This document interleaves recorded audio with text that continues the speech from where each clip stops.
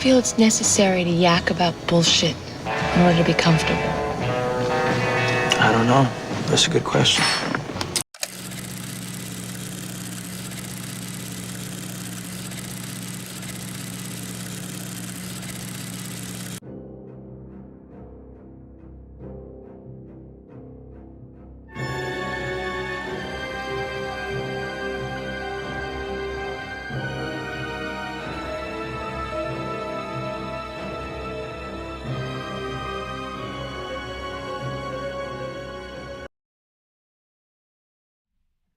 Welcome back to the channel, everyone. It's Late Night with the Gringo, and I'm your reluctant gringo, and we are back with movie reviews. Yeah, it's movie review time, so I wanted to get on real quick, and we saw a double feature yesterday, which was awesome. So we saw 2 new releases, and they're probably going to make a lot of money. I hope they make a lot of money because they're both really good films, and I have some nitpicking negative things to say about each film, right? Because it's a review, so not everything's perfect, but in the long run, it was a great time at the movies. So we started out with Lilo and Stitch, the live action, went right into Mission Impossible, The Final Reckoning, and just had a grand old time at the movies down here in Mexico. And of course, like I said on today's broadcast earlier today when we were talking about just kind of touching upon things is, you know, the great thing about seeing a movie in Mexico is just it's cheap. It's also cheap. So for $12, we get popcorn, 2 hot dogs, 2 sodas, and 2 tickets. That's $12. On the day the movie got released, right? I don't know if you can get that kind of deal in the United States anymore. I don't think that's a deal you can get. So, but that's what it cost us, and another $12 to see the second movie. But let's start out with, so just the news here on the films and what they're doing. It looks like they made some money on their previews.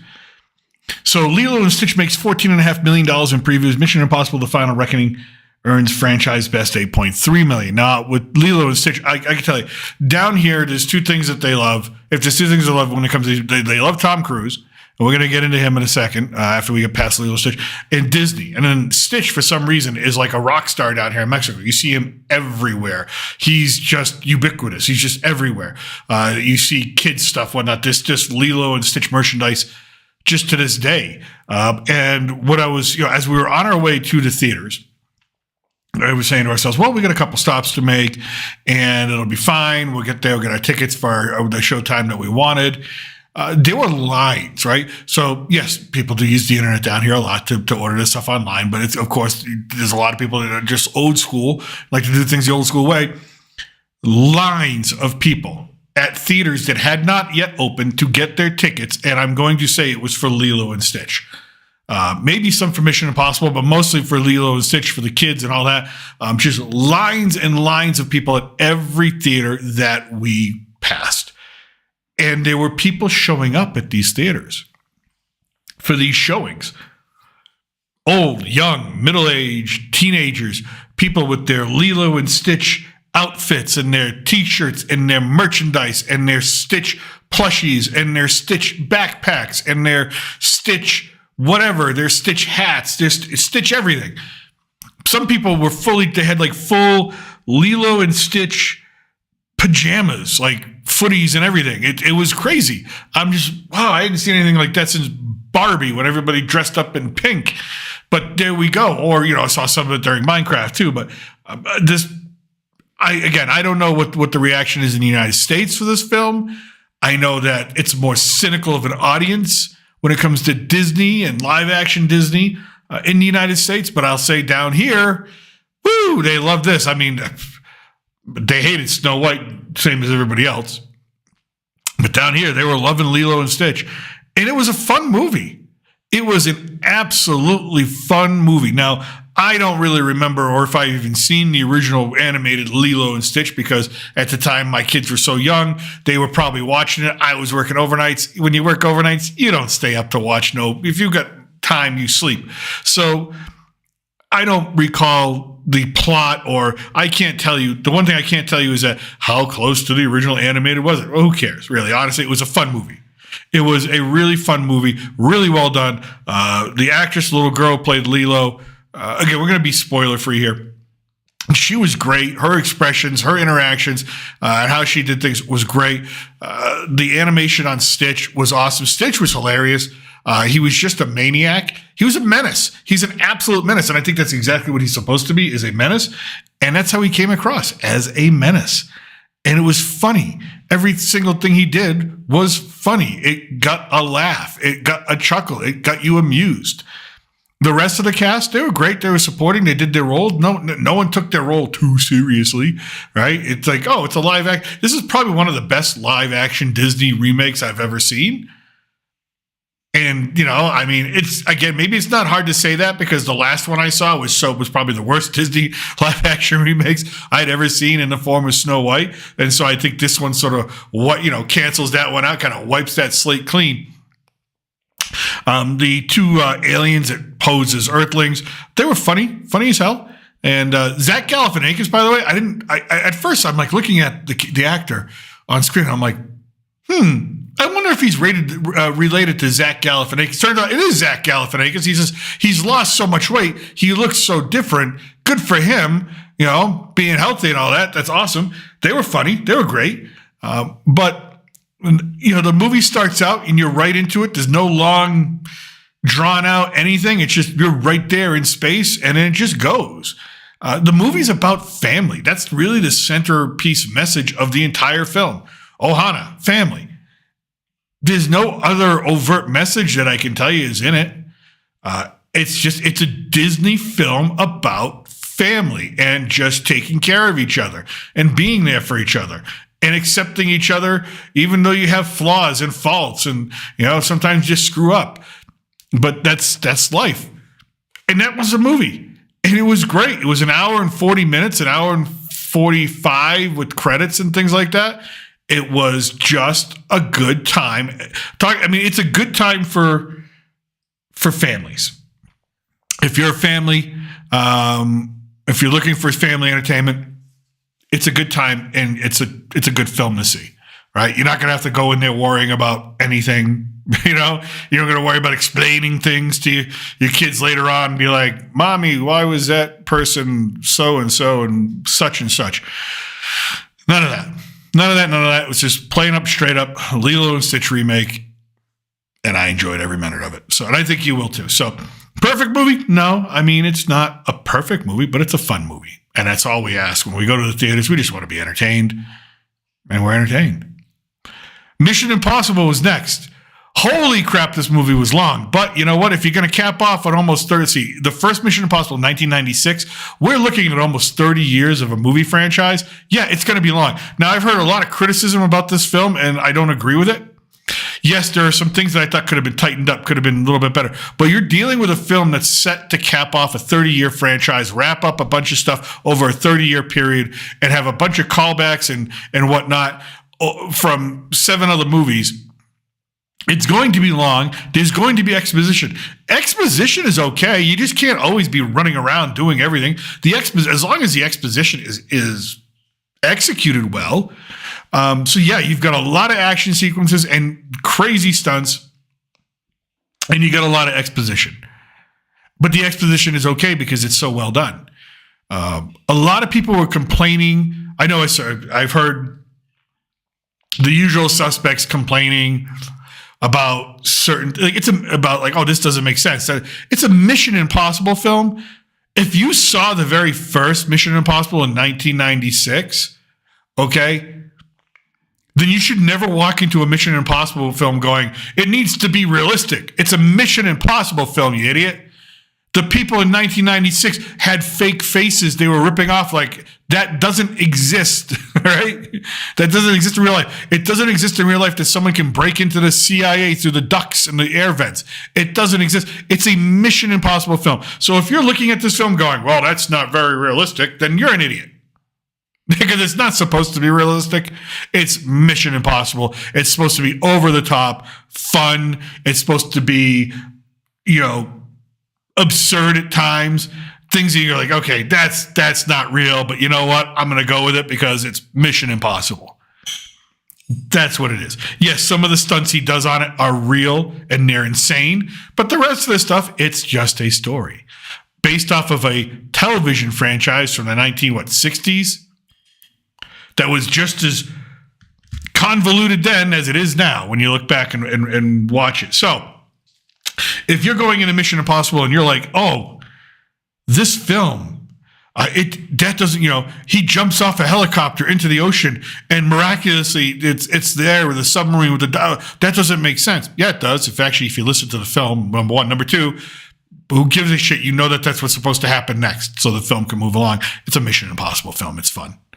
So you go with the fun. So first of all, go with the fun. Don't go in there thinking, this thing doesn't stick to reality. No Mission Impossible film ever stuck to fucking reality. So have fun with it. So with that, yes, it's 3 hours long. There's lots of exposition. It's chock full of characters. Again, one of the other things that I heard about this film from other reviewers is that you got all these side characters. And they don't really add anything. They're kind of bland. Lots of exposition. Actually, I thought that was one of the better parts of this film, is when you did cut away from Ethan, who's the main focal point of the story. Angela Bassett, great actress. Loved her as a president. Think she killed it. Nick Offerman as that general, he's in there for 30 seconds? I think he did great for the 30 seconds that he's in there for. The dude from Mindhunters, and I can't remember his name. Great actor. But yeah, he plays his part well. Kittredge is back. Henry Cersei plays his part well. The guy who plays Jim Phelps' son plays his part well. Benji plays his part. They are all given something to do at some point in time. Haley Atwell, she's there for key points and does what she needs to do to help the story move forward, because it really is ultimately Ethan. It's Ethan. I had one guy, one asshole talked about the villain, Gabriel. They said, well, he looks like someone who just walked out of a telenovela because he's Spanish. So because he's brown, so if he was white, he'd be okay. I don't understand the comment or the criticism. Yeah, Gabriel, one of the big bad guys that is in the film, he's played by a Latino. Yeah, he looks Latino. I'm not sure what the criticism was, and that was neurotic to say he looks like he came out of a telenovela. So basically, you don't like brown people. Okay. I don't know what to tell you. All telenovelas down here are played and acted by brown people. If he was white, would you say he came out of a soap opera? I don't know. I'm not sure what that stupid criticism is, but it's a stupid criticism. Just to get a cheap laugh off of racism. But that's the state of the internet so far, I guess, with that. This is how I feel. But did he play his part well? He played his part well. Luthor, Marcellus Wallace, he played his part. He did everybody did what they needed to do. There was no shitty acting. There was great facial expressions from everyone. There were a couple of new people added in. Yeah, it's not a perfect movie. It's got a lot going on. It's got a lot of moving pieces, and its main villain is AI. Its main villain is the entity we are left over from the part one, Dead Reckoning, right? And yeah, so there's going to be some explanation, because you have to also be aware that not everybody probably remembers or saw the first movie, the previous film. So they got to add that in. And I thought the homage that they did in the beginning, where they went through all the Mission Impossibles and tied almost everything together. There were some films like Mission Impossible 2. It's not that bad. It's not that bad of a film, by the way, looking back on it now. But it's kind of hard to tie this one in, but Mission Impossible 3 you can tie in. Dead Reckoning, of course, ties in. Ghost Recon, Ghost Protocol, whatever they call it. You can tie that in. Mission Impossible 1 gets tied in. Everything gets tied in, and it's a great way to kind of just go throughout the whole thing. And I thought that was great. I thought that was awesome. But yeah, did it add a length? Yeah, it's like 3 hours long. So, empty your bladder beforehand, or just have a really strong bladder. There are scenes in this film that will make you hold your breath, literally, for half an hour straight. There was one sequence under the polar ice cap. It was one of the most anxiety-inducing, tension-inducing scenes I've ever experienced in a theater. Never mind the biplane, that the famous scene at the end that everybody knows about now with the two planes and him hanging off the planes and things like that he did in real life. Yes, that was awesome. That could have actually been cut by a couple minutes. I guess you could also label this film The Long Goodbye. It was a long goodbye, but it's a 30-year franchise that's been legendary. And let's face it, Tom Cruise, they call him the last movie star on the planet. He probably is. He came down to Mexico. The thing we like about Tom is that get rid of all the Scientology crap, all the other crap that people talk about and think about, is that he's really has a lot of gratitude. He's grateful for where he is and for the fans.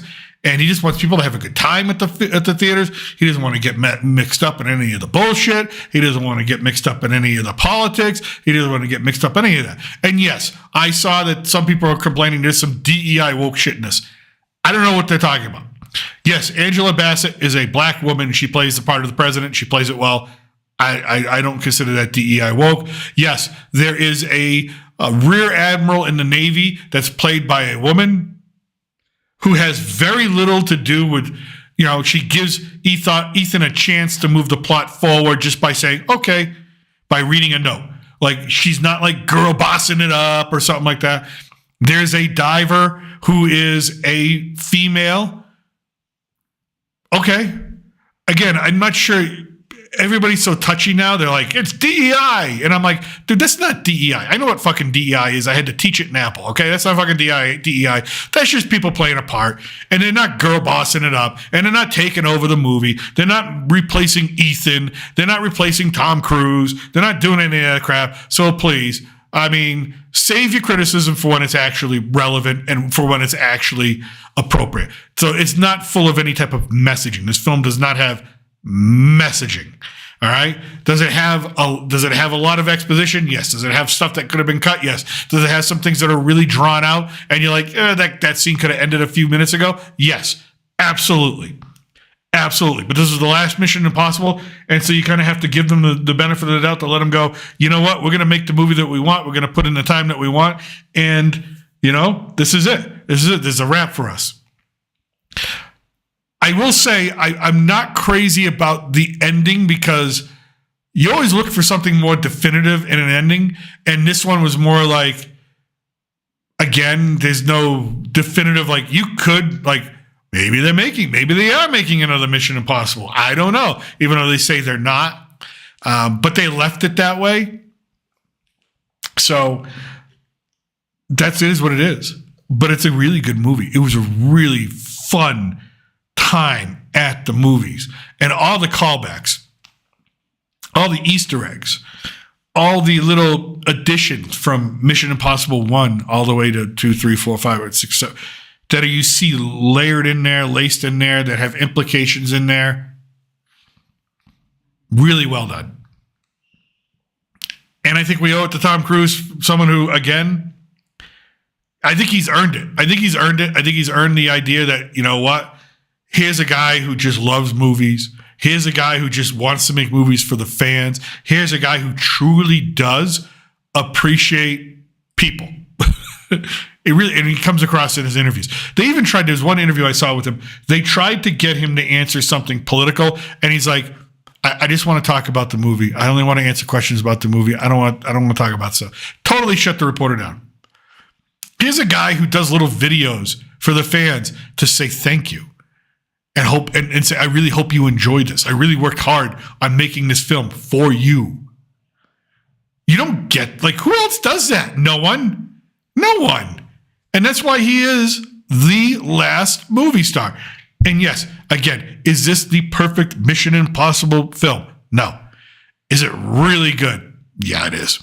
It was such a blast. Such a blast. I was exhausted when I got out of there. Exhausted.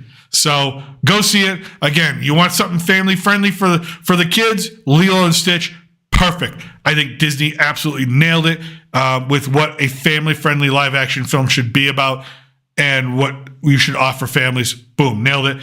Tom Cruise, congratulations. I mean, if I could say that to anybody, he's got tons of money. He doesn't really need my congratulations, but awesome job.